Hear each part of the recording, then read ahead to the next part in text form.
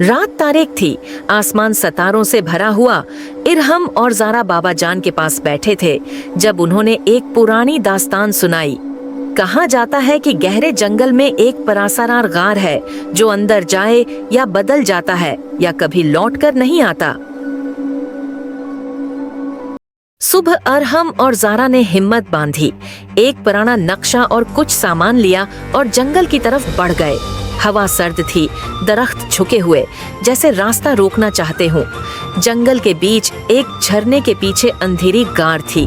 जैसे ही वो अंदर दाखिल हुए, एक गूंजती हुई आवाज आई, कौन मेरे इलाके में आया है? एक शैतानी जिन नमूदार हुआ, आंखें सरख, मुस्कुराहट खतरनाक। अगर आगे बढ़ना है तो मेरी पहेली हल करो। पहेली का जवाब देने पर उन्हें एक चमकता हुआ पंजरा नजर आया जिसमें नूर परी कैद थी। मुझे आजाद करो, जिन की ताकत बढ़ रही है, परी ने फरियाद की। जिन कहकहा लगाकर बोला, ये आसान नहीं होगा, तुम्हें मुझसे लड़ना होगा। इरहम ने जमीन से चमकती चाबी उठाई, ज़ारा ने दरवाजे में लगाई और रोशनी फैल गई। जिन चीखा, उसकी शक्ल मिटने लगी और वो हमेशा के लिए कैद हो गया। आंख खुलते ही इरहम और ज़ारा अपनी बस्ती में थे। गार गायब हो चुकी थी, बाबा जान मुस्कुरा रहे थे।